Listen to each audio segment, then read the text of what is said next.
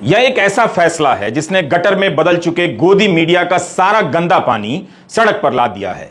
India गठबंधन ने 14 एंकरों के नाम सार्वजनिक किए हैं और कहा है कि गठबंधन के किसी भी दल का प्रवक्ता इनके नफरती कार्यक्रमों में नहीं जाएगा। यह बहिष्कार पूरे चैनल का नहीं है, केवल उन एंकरों का है और उनके कार्यक्रमों का, यानी उनके प्रवक्ता उन्हीं चैनलों के दूसरे कार्यक्रमों में हिस्सा लेते रहेंगे। इंडिया गठबंधन ने जो प्रेस रिलीज जारी की है उसमें कारण स्पष्ट होने चाहिए थे ताकि पता चलता कि आखिर उनका गठबंधन इस फैसले पर क्यों पहुंचा। अलग अलग प्रवक्ताओं ने बयान दिए हैं मगर एक साथ एक जगह पर स्पष्टता से बात नहीं आ सकी। इसके पीछे यही कहा जा रहा है कि इन एंकरों ने नफरत फैलाने की सीमा पार कर दी है। आप और हम सभी जानते हैं कि इस देश में पत्रकारिता को कैसे बर्बाद कर दिया गया। इस पेशा में अब कोई नियम कानून नहीं बचा है, उसकी बुनियाद ही पूरी तरह से ध्वस्त कर दी गई है, बदल दी गई है, केवल दलदल बचा है। आपने एक बात नोट की होगी, जब यह लिस्ट आई तो इन एंकरों ने अपना बचाव पत्रकारिता के उन्हीं उसूलों के सहारे करना शुरू कर दिया जिन्हें कुचलने में इन्होंने जरा भी रहम नहीं की। जो लोग पत्रकारिता पर बेरहमी से हमला करते रहे आज वही पत्रकारिता पर हमला का रोना रो रहे हैं। ऐसे अनेक उदाहरण हैं जिससे बताया जा सकता है कि 2014 के बाद से जब भी प्रेस और पत्रकारों पर हमला हुआ, इन एंकरों और इनके चैनलों ने पत्रकारों के बजाय हमला करने वाले दल और सरकार का साथ दिया। मोदी सरकार के दौर में पत्रकारों पर हमले के खिलाफ दिल्ली के प्रेस क्लब ने जितने प्रदर्शन किए, चाहे तो ये 14 एंकर बता सकते हैं कि वे कब इन प्रदर्शनों में हिस्सा लेने गए। जाने की बात आप छोड़ दीजिए, पत्रकारों के समर्थन में कब इन्होंने बोला। सवाल है कि क्या इंडिया गठबंधन को नफरत फैलाने वाले एंकरों और उनके कार्यक्रमों में प्रवक्ता भेजने से मना करना चाहिए था। अगर चैनल से लेकर एंकर तक नफरत फैलाने से बाज नहीं आते हैं तो आप बताइए उन्हें क्या करना चाहिए था। इंडिया गठबंधन के इस फैसले पर तीव्र प्रतिक्रियाएं आ रही हैं। इस फैसले को दुर्भाग्यपूर्ण से लेकर अभूतपूर्व कहा जा रहा है। यह वह देश है जहां सांप्रदायिक तनाव होने पर इंटरनेट बंद कर दिया जाता है और सांप्रदायिकता फैलाने के लिए गोदी चैनलों को खुला छोड़ दिया जाता है। यह वीडियो लंबा होना ही है, इसलिए आपसे गुजारिश है कि समय निकालकर आखिर तक इसे देखिए, क्योंकि इस वीडियो का रेंज ब्रिटेन, रवांडा, कश्मीर से लेकर किसान आंदोलन और मोदी दौर के 10 साल के दौरान मीडिया के दमन तक जाता है। सबका आपस में गहरा संबंध है, इसलिए धीरज के साथ पूरा वीडियो देखिए। इस बहस में प्रवेश करने से पहले आपको यह समझना होगा कि हम मीडिया के जिस दौर की बात कर रहे हैं उसने पत्रकारिता के नाम पर केवल अपराध किया है और राजनीति के नाम पर अपराधियों को संरक्षण दिया है। हर दर्शक जानता है कि 2014 के बाद से भारत की पत्रकारिता नष्ट हो चुकी है। इसमें केवल मोदी मोदी चलता है, मोदी से सवाल तक नहीं पूछा जाता। जब भी जनता पूछना चाहती है, इन चैनलों पर एंटी मुस्लिम डिबेट चलने लगता है। जो पत्रकारिता का धर्म नहीं निभा सके वो धर्म की रक्षा के नाम पर पत्रकारिता को कुचलते रहे और एंटी मुस्लिम नफरत फैलाते रहे। यह सब अपवाद के तौर पर नहीं हुआ बल्कि हर दिन होता रहा। अगर आप इसे स्वीकार करते हैं तो फिर यह सवाल खुद से कीजिए कि आपको गटर में डूबा हुआ गोदी मीडिया चाहिए।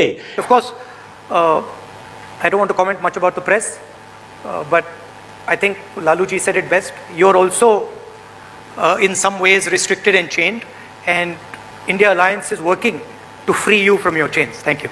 अब आप समझ लीजिए कि जितनी पार्टियां एकजुट होकर के काम कर रही हैं, तो आप अच्छी तरह जान लीजिए कि अब इसी का नतीजा होगा कि अभी जो केंद्र में हैं अब वो हारेंगे, अब वो जाएंगे, ये पक्का जान लीजिए। और अभी आपको बताया गया कि कैसे मीडिया पर ही कब्जा कर लिया, कोई भी दूसरे की बात कम छपता है और ज्यादातर उन्हीं की बात छपते रहती है। कितना काम पहले हुआ है, अलग अलग राज्यों ने कितना काम किया है, दूसरे दूसरे पार्टियों ने, उसका कम छपता है। ये कम करते हैं और ज्यादा छपता रहता है। तभी तो आप लोगों पर कब्जा न है जी, तब तो उपाय है। और जब एक बार उनसे मुक्ति मिलेगी तो आप सब प्रेस वाले आजाद होइएगा और जो आपको उचित लगेगा वही लिखिएगा और वही बोलिएगा। ये बहुत जरूरी है। अगर प्रेस के लोग कुछ लिखते हैं, कहीं क्या काम हो रहा है, क्या ठीक नहीं हो रहा है, वो जब लिखते हैं तो उसका असर जनता पर कितना पड़ता है। और आजकल देख रहे हैं कोई काम नहीं कर रहे हैं, खाली उनका बड़ाई हो रहा है। इंडिया गठबंधन ने अचानक फैसला नहीं लिया। इन नफरती एंकरों और डिबेट शो को 10 साल का वक्त दिया है। 10 साल। 2014 में अगर ऐसा फैसला आता तो कहा जा सकता था कि विपक्ष ने सोचा समझा नहीं, लेकिन 10 साल तक देखने आजमाने के बाद विपक्ष को क्या करना चाहिए था। यह समस्या दूसरे देशों में भी आई है। उन्होंने जो किया उस पर इंडिया गठबंधन अभी पहुंचा भी नहीं है, बल्कि इंडिया गठबंधन के फैसले की आलोचना इस बात को लेकर भी हो रही है कि इसके गठबंधन की सरकारें उन्हीं चैनलों को खूब विज्ञापन दिए जा रही हैं जिसके दम पर ये नफरत फैला रहे हैं। यह भी एक आलोचना है कि किसी एक एंकर के शो में नहीं जाने से क्या हासिल होगा। असल दोषी तो चैनल हैं और चैनलों के मालिक हैं, उनके नाम लिए जाने चाहिए थे। आपको यह देखना चाहिए कि इंडिया के फैसले के विरोध में किसी चैनल ने, उनके अपने चैनल ने अपने एंकर और उसके कार्यक्रम का क्या बचाव किया है, कहा है कि उसमें नफरती बातें नहीं होती हैं। मैं एक उदाहरण से बताना चाहता हूं कि ऐसा करना उनके लिए कितना मुश्किल हो जाएगा। 14 एंकरों में एक नाम है अमन चोपड़ा का। क्या टीवी 18 ने अपने बयान में कहा है कि अमन की पत्रकारिता अमन के लिए हो रही है, नफरत के लिए नहीं हो रही है? मेवात नूह की सामुदायिक घटना पर 31 जुलाई को टीवी 18 चैनल के अमन चोपड़ा अपने कार्यक्रम में परमानेंट इलाज की बात करने लगे। यह ठीक उसी समय की बात है जब चलती एक्सप्रेस गाड़ी में आरपीएफ के जवान चेतन सिंह ने अपने सीनियर समेत 3 मुसलमानों को चिन्हित कर गोली मार दी थी। जब पत्रकार राहुल देव ने इस पर इन्हें टोका और याद दिलाया कि फाइनल सोल्यूशन की बात नाजी जर्मनी में की गई थी, तब भी यह एंकर अपनी बात पर टिका रहा और साफ करता रहा कि परमानेंट इलाज से उसका इरादा वही है जिसकी बात राहुल देव कर रहे थे। क्या इस एंकर के शो में विपक्ष को जाना चाहिए? किसी को भी जाना चाहिए जहां उन शब्दों और प्रतीकों का इस्तेमाल होता है जो ऐतिहासिक रूप से नरसंहार से जुड़े हुए हैं। अगर आप केवल भाषा के हिसाब से इन चैनलों का विश्लेषण करेंगे तो डर लगना चाहिए। इंडिया गठबंधन के प्रमुख दल कांग्रेस के नेता राहुल गांधी ने 3000 किलोमीटर से अधिक की पैदल यात्रा की। भारत जोड़ो यात्रा के दौरान मीडिया के इस नफरती अभियान पर बोलते रहे। तो क्या यह सवाल राहुल गांधी से नहीं बनता, उनकी पार्टी से नहीं बनता है कि आप इस नफरत को रोकने के लिए क्या करेंगे? या कैसे हो सकता है कि उस दल का नेता नफरत के खिलाफ पैदल चल रहा हो और उसके प्रवक्ता कुर्सी लगाकर नफरती डिबेट में हिस्सा ले रहे हों और उस डिबेट को मान्यता दे रहे हों? मगर इनके जो चैनल हैं ये भी नफरत फैलाने का काम करते हैं। 24 घंटा हिंदू मुस्लिम, हिंदू मुस्लिम, हिंदू मुस्लिम, हिंदू मुस्लिम, हिंदू मुस्लिम। ये सच्चाई नहीं है भाइयों बहनों। मैं चला हूं कन्याकुमारी से यहां तक, ये सच्चाई नहीं है। ये मीडिया में चलाया जाता है, फैलाया जाता है। तो सवाल उठता है क्योंकि ये नहीं कर रहे हैं। इनके पीछे जो शक्ति है वो कर रही है। सच तो यह है कि आलोचना विपक्ष के प्रवक्ताओं की होने लगी थी कि वे नफरत फैलाने वाले कार्यक्रमों में क्यों जाते हैं। अब जब उन्होंने कह दिया कि हम इन 14 पत्रकारों के कार्यक्रम में नहीं जाएंगे तो यह पत्रकारिता पर हमला कैसे है? नफरत फैलाने वाले इन एंकरों का कई साल का रिकॉर्ड है, एक दिन की बात नहीं है। एक सवाल उठता है कि क्या सार्वजनिक रूप से नाम प्रकाशित करने चाहिए थे, इन्हें चुपचाप करना चाहिए था? मगर इससे क्या हासिल हो जाता? जनता को कारण पता चलना चाहिए था। अगर चुपचाप करते तो जनता को कारण पता नहीं चलता। बीजेपी के सांसद निशिकांत दुबे, अभिसार और रोहिणी सिंह का नाम लोकसभा में ले रहे थे, चीन से पैसा लेने के आरोप लगा रहे थे। क्या उन्हें ऐसा करना चाहिए था? तमाम एजेंसियों से लैस सरकार से जुड़े सांसद इस तरह से पहचान कर रहे थे। क्या कभी ने अभिसार और रोहिणी की मानसिक स्थिति के बारे में सोचा? 14 में से कुछ एंकरों ने तो बाकायदा उस पर शो किया, नाम लेकर बिना सबूत आरोप लगाए।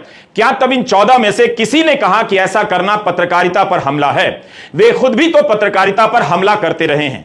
विपक्ष ने एक सूची जारी की कि हम इनके कार्यक्रम में नहीं जाएंगे, तो वह पत्रकारिता पर हमला बताया जा रहा है। उन एंकरों को कुछ भी बोलने से किसी ने नहीं रोका है, ना पुलिस की धमकी दी है, बस उनके बोलने का विरोध किया है और खुद को अलग किया है। कौन नहीं जानता कि इन चैनलों और एंकरों के पास भी एक सूची है कि किस किस को नहीं बुलाना है। ये खुद सेंसर करते हैं। अखबार अब कई विद्वानों के लेख नहीं छापते। 2014 के बाद ऐसे कई विद्वानों और जानकारों को चैनलों ने भी बुलाना बंद कर दिया जो पहले बुलाए जाते थे।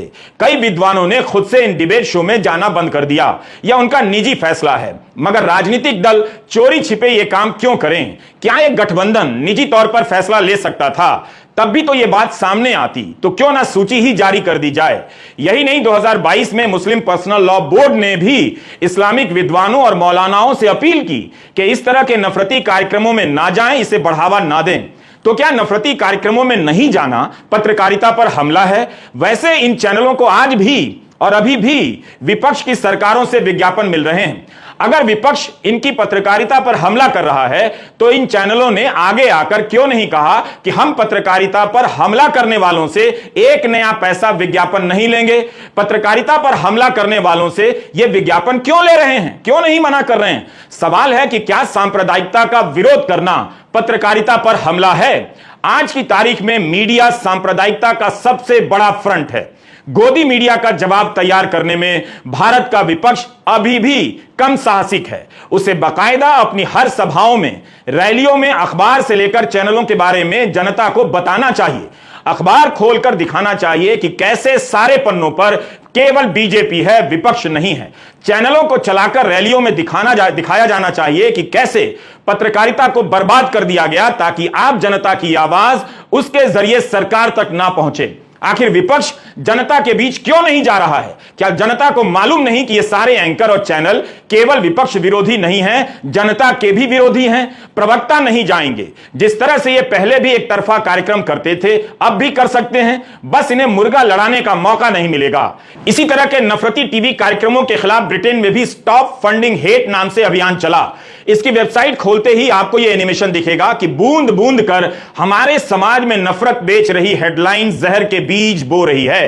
हेट क्राइम बढ़ रहे हैं। अगर आप इसे रोकना चाहते हैं तो एक ही रास्ता है, प्रेस अपना बाजार चलाने के लिए नफरत और विभाजन का इस्तेमाल करता है और इसके लिए पैसा विज्ञापन से मिलता है। विज्ञापन देने वालों को इस बात से फर्क पड़ता है कि हम उनके बारे में क्या सोचते हैं। अगर वो ऐसे अखबारों को विज्ञापन दे रहे हैं जो नफरत, पूर्वाग्रह और झूठ फैलाते हैं तो हम उन्हें चिन्हित करेंगे, इस बात का प्रचार करेंगे, क्योंकि आप जितना प्रचार करेंगे उतना ही नफरत को कीमत चुकानी होगी। और जब विज्ञापन देने वाले अपने विज्ञापन कम कर देंगे तब नफरत छापना बंद हो जाएगा। इनके कैंपेन के बाद कई कंपनियों ने विज्ञापन देना बंद कर दिया। नफरत से लड़ना कब से पत्रकारिता पर हमला हो गया है? जब पत्रकारिता अपराधी की तरह हमला करने लगे, अपराध की भाषा बोलने लग जाए तो क्या उसे ऐसा करने की छूट मिलनी चाहिए? इसी जुलाई में एम के वेणु ने द वायर में एक लेख लिखा। उसके अनुसार सूचना एवं प्रसारण मंत्रालय ने करीब 1 दर्जन प्राइम टाइम एंकरों समेत प्रमुख संपादकों से मीटिंग की। विषय था कि क्या धार्मिक और सांप्रदायिक उन्माद वाले डिबेट के टोन को कुछ कम किया जा सकता है।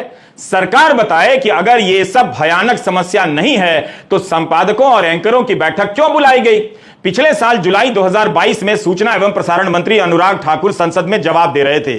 उन्होंने बताया कि पिछले 3 साल में मोदी सरकार ने 163 केसों में निजी टीवी चैनलों पर प्रोग्राम कोड के उल्लंघन के चलते कार्रवाई की है। इसमें एडवाइजरी, चेतावनी, माफी मांगने का आदेश और ऑफ एयर किए जाने के ऑर्डर शामिल हैं। सरकार खुद ऑफ एयर करवा रही थी। सोचिए, कई यूट्यूबर के खिलाफ नोटिस को लेकर सवाल उठता है कि इनकी पत्रकारिता को कुचल दिया गया।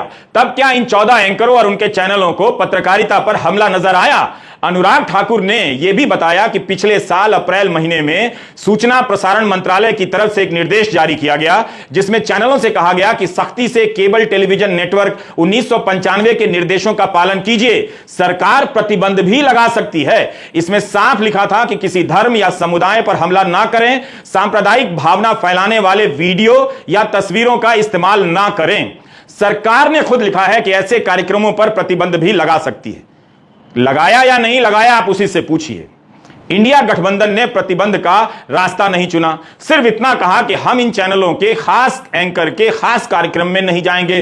पिछले साल सूचना प्रसारण मंत्रालय ने इन चैनलों का नाम तक नहीं लिया, लेकिन क्या उससे इनके कार्यक्रमों में कोई बदलाव भी आया? खुद आपको देखना चाहिए कि इस नोटिस में सूचना प्रसारण मंत्रालय ने किस तरह के उदाहरण दिए हैं। हनुमान जयंती के मौके पर उत्तर पश्चिमी दिल्ली में चैनलों ने तनाव फैलाने की भरसक कोशिश की थी। सरकार ने अपने नोटिस में कई हेडलाइन का हवाला दिया जो उस वक्त चैनलों पर चलाई गई थी। एक हेडलाइन है, दिल्ली में अमन के दुश्मन कौन, बड़ी साजिश दंगे वाली, करौली खरगोन वाया दिल्ली। बिना सबूत चैनल पर शो चलाया गया। हिंसा से एक रात पहले साजिश का video, vote bank versus majoritarian politics. सरकार ने इन चैनलों का नाम नहीं लिया, इंडिया गठबंधन ने इनका नाम ले लिया, मगर पता तो चलता ही है कि कौन क्या कर रहा है। विपक्ष ने 10 साल के बाद यह फैसला लिया है, याद रखिएगा। इस दौरान इन चैनलों के कार्यक्रमों को लेकर तमाम आलोचनाएं दुनिया भर में छपी हैं, बहस हुई है, अदालत तक ने गंभीर टिप्पणी की है, मगर इन पर कोई असर नहीं पड़ा। नफरत फैलाने के मामले में रेडियो रवांडा का उदाहरण दिया जाता है। 1994 में 100 दिनों के भीतर 8 लाख जनजातीय तुत्सी और नरमपंथी हुतू लोगों का नरसंहार कर दिया गया था। 3 साल पहले 84 साल के फेलिशियन कबूगा को गिरफ्तार किया गया। यह आदमी उसी रेडियो RTLM का सह संस्थापक और पैसा देने वाला था जिसने तुत्सी लोगों को बार बार तेलचट्टा कॉकरोच कहा, खुलेआम उनकी हत्या करने के लिए लोगों को उकसाया। इस रेडियो चैनल से उन लोगों के नाम की घोषणा होने लगी कि अमुक व्यक्ति की हत्या करनी है। यह भी बताया जाने लगा कि वह व्यक्ति कहां मिलेगा और भीड़ इनकी हत्या करने लग जाती है। ऐसे गाने बजाए जाने लगे जो नफरत फैलाते थे, भीड़ को उकसाते थे। ठीक इसी तरह के गाने आजकल भारत में धार्मिक यात्राओं में बजने लगे हैं। इसके अनेक वीडियो सोशल मीडिया पर आपको मिल जाएंगे, वायरल होते रहते हैं। साथियों, रोज शाम को 5 बजे कुछ चैनल्स पर नफरत का एक बाजार सजाया जाता है। पिछले 9 साल से लगातार चल रहा है। उस बाजार में अलग अलग पार्टीज के प्रवक्ता जाते हैं, कुछ विशेषज्ञ जाते हैं, कुछ विश्लेषक जाते हैं, लेकिन हम सब नफरत के उस बाजार में ग्राहक बनकर जाते हैं। हमें नफरत मुक्त भारत की दिशा में एक कदम उठाना था।